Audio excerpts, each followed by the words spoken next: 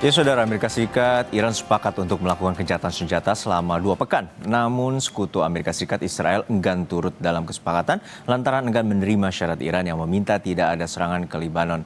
Lalu bagaimana peluang perdamaian akan kita bahas bersama dengan dosen geostrategi dan geopolitik Universitas Udayana, Evata Filomeno Beromeo Duarte, dan peneliti senior keamanan internasional Indo-Pacific Strategic Intelligence atau ISI, Mbak Aisyah Kusumo Sumantri. Selamat petang, Mas Evata dan juga Mbak Aisyah. Semoga sehat-sehat selalu. Selamat petang, Mas Ya, Tom. saya ke Glad to be here. Mbak Aisyah. Mbak Aisyah, ini kita melihat bahwa perang 40 hari akhirnya menemui kesepakatan untuk gencatan senjata. Apakah Anda melihat bahwa Amerika Serikat tunduk terhadap 10 poin kesepakatan? Nah, kita harus lihat di sini kondisi yang ada sekarang. Amerika Serikat jelas ini sebenarnya terpojok secara strategis, tetapi menang secara taktikal. Yang kita lihat sebenarnya Trump ini melakukan sebuah strategi yang dinamakan dengan coercive diplomacy, di mana sebenarnya selain kemudian mencoba untuk menyeret Iran kembali ke meja perundingan, Trump ini juga mencoba untuk menekan Iran secara militer, karena memang Amerika Serikat sadar betul di situ adalah kekuatan dari Amerika Serikat ya, dengan kekuatan battle proven, angkatan laut yang sudah teruji, dan kemudian angkatan udara yang terbesar di dunia. Nah, saya rasa di sini kita bisa lihat bahwa memang dari kemarin ini Amerika Serikat juga kan sudah terdesak dari sisi dalam negeri ya, baik itu dari segi ekonomi maupun dari segi politik. Di mana secara ekonomi ini kan Amerika Serikat mengalami kenaikan BBM dan kemudian berbagai macam bahan pangan dan bahan dasar ya. Dan kemudian juga ada suara oposisi dari Senat, dari Kongres, dan bahkan itu dari masyarakatnya sendiri. Nah, di sini adalah game of endurance. Jadi siapa yang menahan beban perang yang semakin berat, inilah yang pemenangnya gitu. Dan kita lihat sebenarnya di sini keduanya memiliki keunggulan masing-masing. Tetapi memang di awal Iran ini memang agak reluctant untuk melakukan ceasefire karena merasa bahwa ketika mereka menekan perang ini lebih jauh, maka leverage mereka akan semakin bagus. Nah, ada satu titik balik intervening variable yang kita ketahui ya terjadi selama 2 hari terakhir. Ya, itu pertama adalah terbunuhnya salah satu petinggi IRGC di bagian intelijen, yaitu Akademi ya.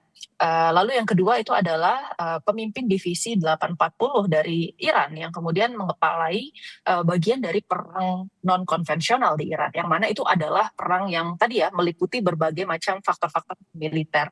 Dan ini menjadi salah satu pukulan besar. Nah, lalu yang kedua faktornya itu adalah pengeboman fasilitas petrochemical itu ya, yang merupakan 85% itu total produktif dari petrochemical Iran di sana.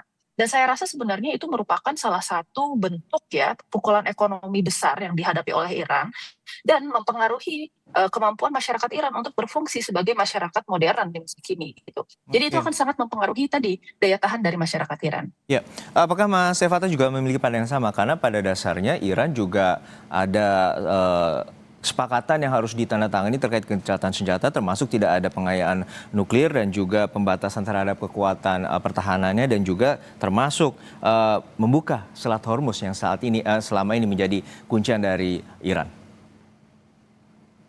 Baik, keberhasilan dari gencatan senjata ini memang itu tidak lepas karena kepiawaian dan juga intelijen Pakistan yang selama ini mendorong agar Amerika tidak melakukan satu kesalahan apapun. Karena kita bisa melihat bahwa posisi Amerika kali ini memang sangat berang dan juga geram ya. Dia meskipun kita mengatakan bahwa Amerika berada pada posisi yang cukup lemah, tetapi Amerika memiliki opsi yang begitu sangat banyak.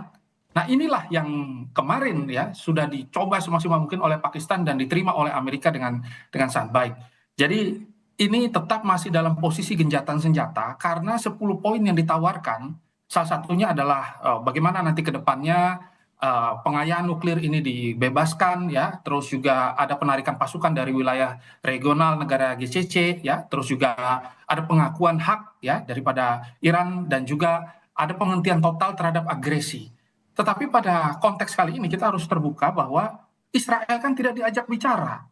Yang memiliki kepentingan utama untuk menjaga perwilayahan ya dan juga masalah eksistensial menurut mereka itu tidak diajak. Maka ini masih prematur menurut saya. Ini hanya berupa tactical pause saja. Ya memang Amerika dalam hal ini mencoba semaksimal mungkin untuk menghold, dan Amerika nanti akan memberitahu kepada Israel kalau memang nanti ada terjadi kesepakatan. Tetapi kesepakatan ini paling hanya ada 5 poin saja, tidak mungkin 10 poin atau 15 poin dari Amerika Serikat itu juga yang nanti akan disepakati. Saya melihatnya demikian sementara.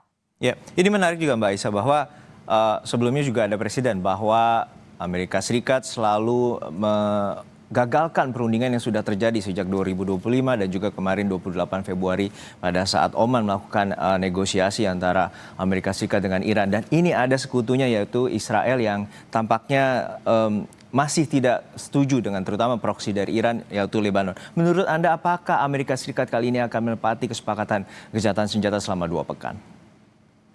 Pertama begini, kita harus melihat bahwa memang ada pola dari ucapan-ucapan yang kemudian dinyatakan oleh Presiden Trump ya, bahwa setiap kali harga minyak ini naik dan kemudian harga saham ini turun, maka Presiden Donald Trump akan mengutarakan suatu pernyataan yang membuat ya tren yang berkebalikan, yaitu harga minyaknya turun lalu kemudian harga sahamnya naik.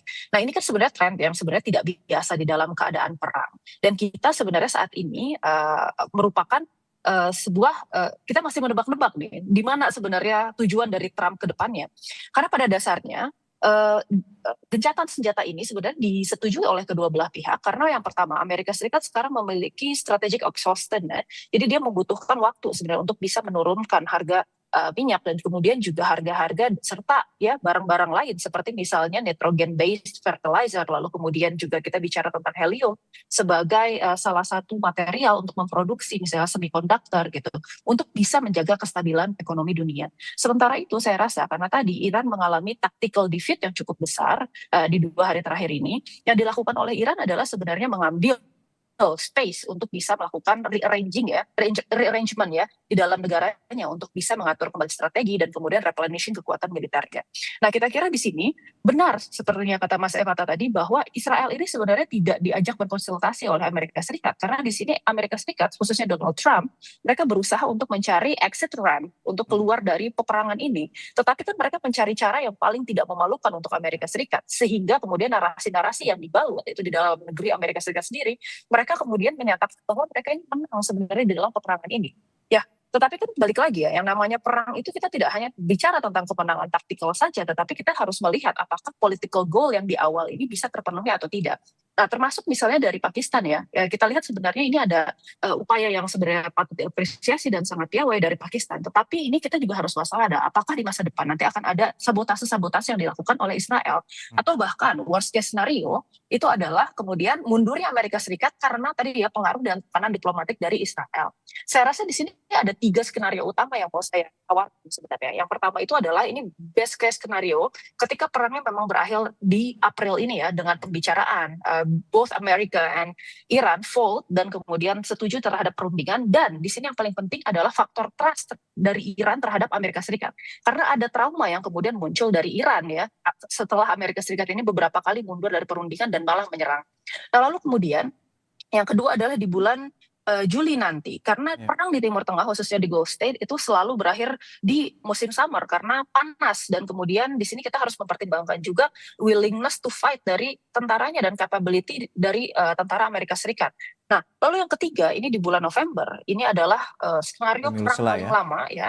Betul, ketika ada pemilu sela di mana kemudian kita tahu bahwa Republikan sekarang polling rate approval rate ini sangat jatuh dan itu bisa sebenarnya menghilangkan political will Amerika Serikat untuk bertempur. Jadi saya rasa kita harus menyiapkan kemungkinan 3 skenario itu meskipun lagi-lagi yang paling best skenario itu adalah di bulan April. Ya, menarik ini Mas Evata bahwa Israel tidak diajak berunding, tidak diajak konsultasi, dan kemudian juga ada keengganan dari Israel untuk memenuhi kesepakatan yang telah dibuat dari Amerika Serikat dengan Israel. Lalu, apakah bila ada upaya sabotase Israel menyerang Hizbullah, apakah otomatis kesepakatan gencatan senjata ini gugur? Akan kita bahas usai jeda hanya di Kompas Petang. Ya, Anda masih menyaksikan Kompas Petang terkait dengan pembahasan bagaimana dengan gencatan senjata antara Amerika Serikat dengan Iran dan apakah Israel ada upaya untuk mensabotase atas gencatan senjata ini. Kita akan membahasnya bersama Mas Evata Filomeno dari Universitas Udayana dan juga Mbak Aisha Kusuma Somantri dari peneliti keamanan internasional ISI. Kembali ke Mas Evata. Mas Evata, tadi Anda menyatakan bahwa Israel tidak diajak konsultasi, tidak diajak berunding bersama Amerika Serikat dan Iran. Lalu apakah bila nanti Israel menyerang Hizbullah, otomatis apakah kesepakatan gencatan senjata ini gugur? Ya, dalam beberapa catatan memang justru diplomasi ini hampir gagal atau gencatan senjata ini hampir gagal karena informasi yang diberikan oleh Iran ya kepada para pasukan itu memang agak sedikit terlambat, sehingga sempat ada beberapa tembakan retaliasi yang akhirnya menuju ke wilayah Israel. Ini dikatakan sebagai bagian dari bentuk bahwa kesepakatan ini sangat rapuh dan tidak bisa berjalan lama. Tetapi kita bisa melihat bahwa juga Perdana Menteri Israel menyampaikan mereka dengan tegas Lebanon bukanlah bagian dari kesepakatan dan mereka sama sekali ke depannya akan berupaya semaksimal mungkin untuk melakukan pendudukan di wilayah Sungai Litani. Ya, jadi sudah ada beberapa periode yang mereka siapkan dalam beberapa perang juga. Mereka sangat berupaya semaksimal mungkin agar serangan eksistensial yang selama ini mengancam ya karena ada Hizbullah di wilayah Lebanon itu nanti ke depannya mereka akan menggerakkan kurang lebih sekarang itu ada 3 divisi ya yang nanti akan masuk dan menguasai wilayah Lebanon Selatan. Jadi kita bisa melihat bahwa ada perbedaan sedikit corak pandang, tetapi mereka masih berada dalam satu kondisi ya bahwa tujuan politik dari Amerika ini kan sebenarnya adalah tujuan utamanya adalah degradasi terhadap kemampuan militer dari Iran itu sendiri, pemukulan mundur ya, dan juga Ali Khamenei juga yang akhirnya wafat dan juga mereka berharap agar nanti ke depannya fasilitas-fasilitas teknologi-teknologi yang dimiliki oleh Iran ini akhirnya berkurang secara drastis. Nah, tetapi kalau Israel ini kan tidak, Israel berupaya semaksimal mungkin agar jangan sampai diplomasi ini nanti malah melemahkan ya posisi-posisi tawar Israel karena memang Israel berada pada posisi yang cukup kritis. Kenapa? Karena kalau kita lihat petanya ini kan proksinya ada 3 gitu, ya milisi Irak ya itu juga melakukan serangan. Houthi juga sama, sesekali waktu mereka juga menembakkan berapa rudal-rudal ya. Terus juga dari Lebanon dengan berapa serangan dan juga ada berapa titik-titik yang akhirnya hancur ya dan juga itu merupakan fasilitas-fasilitas infrastruktur dari masyarakat sipil ini yang akhirnya membuat Israel ketika memegang terlalu banyak battlefront, mereka terpaksa harus mengambil satu sikap bahwa Lebanon tidak termasuk dan posisi serta seluruh serangan yang mereka lakukan dianggap ini menjadi satu poin penting untuk nanti melakukan pendudukan secara total ya di wilayah selatan saja gitu nanti sebagai buffer zone lah gitu. Kalau itu menurut pandangan Israel. Kalau Amerika tentu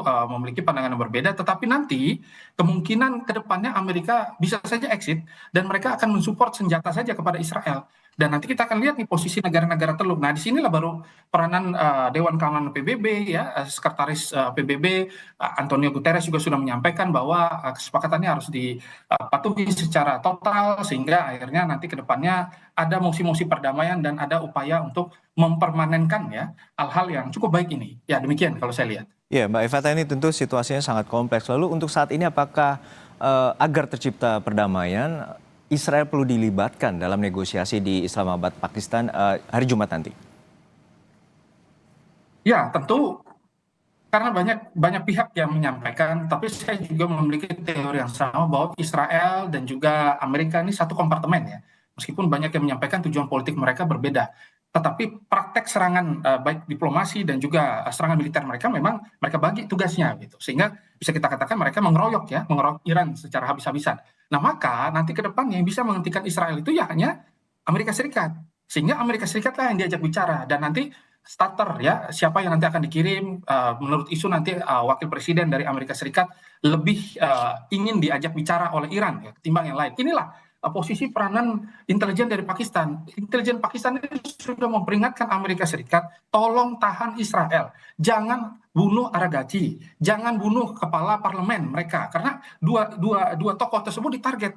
Tetapi akhirnya Israel juga melakukan serangan sehingga dari pihak Iran, kepala intelijennya akhirnya mengalami gugur ya dalam upaya untuk mempertahankan Iran itu sendiri dan juga beberapa kepala-kepala dari petinggi IRGC akhirnya disikat. Ya, inilah tanda bahwa sebenarnya Israel tidak mau sama sekali ada diplomasi, tetapi diplomasi sangat dibutuhkan oleh dunia hari ini dan Amerika tahu bahwa ini adalah langkah yang terbaik bisa diambil. Ya, demikian. Ya, saya beralih ke Mbak Aisyah. Mbak Aisyah, Amerika Serikat memiliki 10 poin kesepakatan, lalu kemudian Iran memiliki 10 poin kesepakatan dan juga Amerika Serikat memiliki 15 poin kesepakatan. Lalu seperti apa nanti pembahasan terutama di hari Jumat nanti di Islamabad, Pakistan terkait dengan syarat-syarat yang akan dibahas dan kemudian seperti apa masa depan perdamaian nanti?